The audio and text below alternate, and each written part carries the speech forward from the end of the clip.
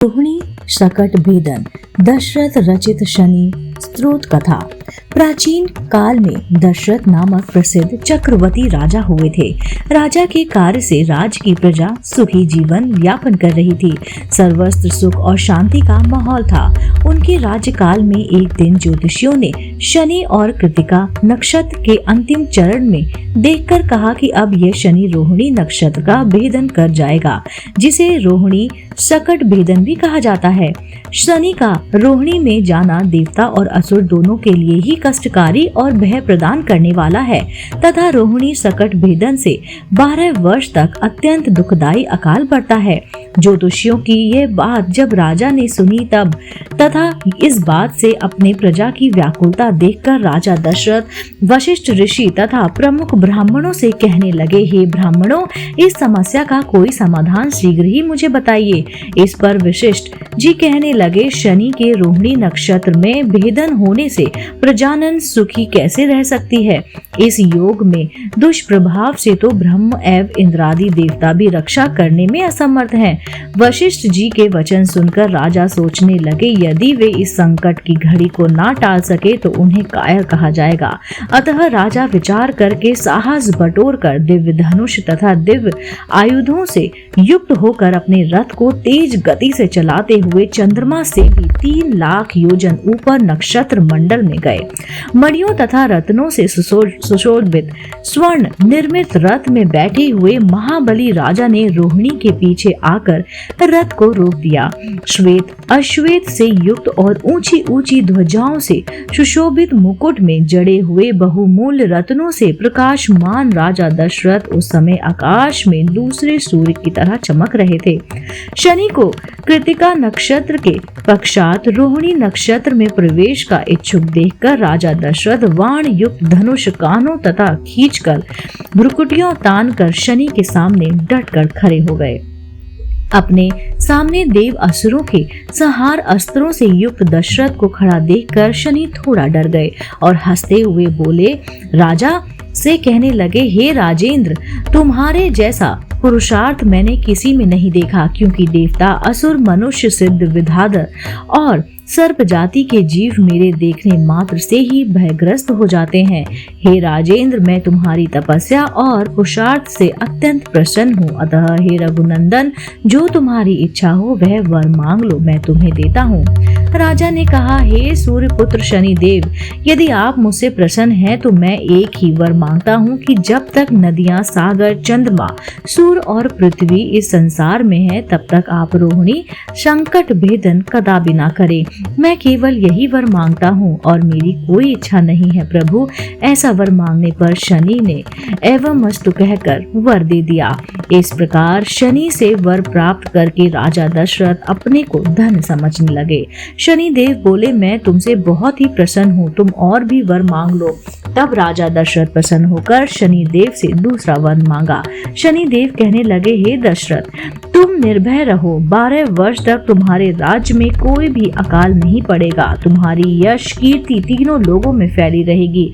ऐसा वर पाकर राजा प्रसन्न होकर धनुष बाण रथ में रखकर सरस्वती देवी तथा गणपति का ध्यान करके शनि देव की स्तुति इस प्रकार करने लगा। दशरथ शनि स्रोत के माध्यम से प्रार्थना की, जिसके शरीर का रंग भगवान शंकर के समान कृष्ण तथा नीला है, उस शनि देव को मेरा नमस्कार है।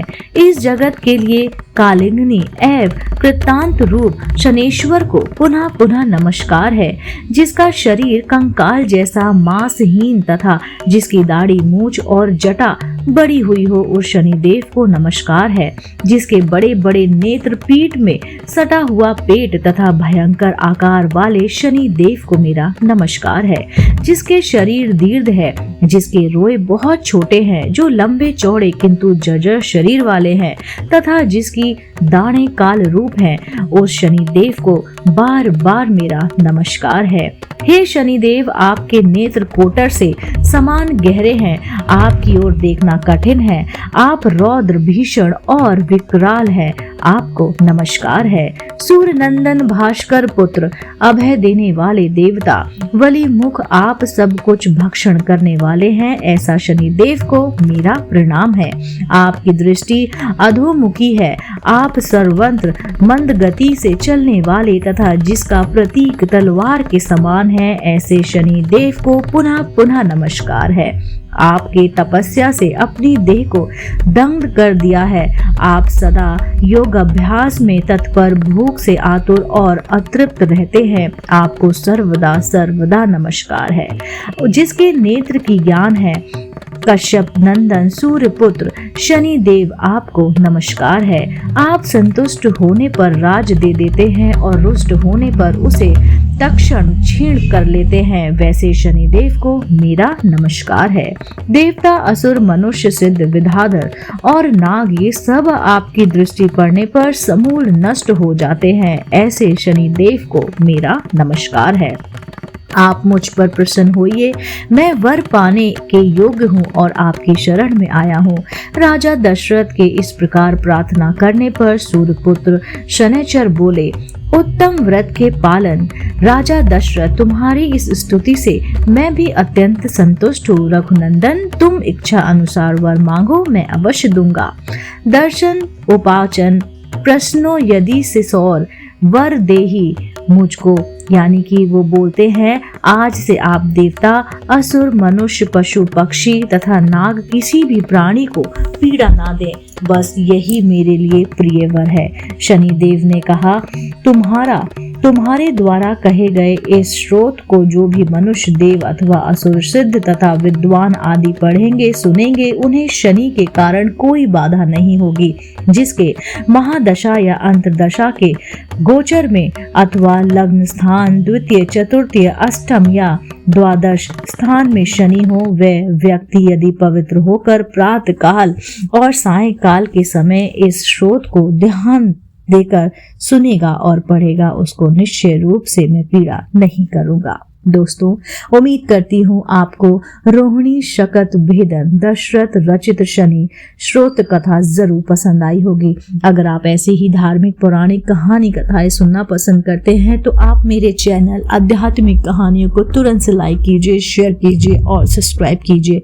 मैं आपको मिलती हूँ जल्दी सी चैनल पर नई रोचक जानकारी और कहानी के साथ। आप देख रहे थे आपका अपना पसंदीदा यूट्यूब चैनल आध्यात्मिक कहानियाँ।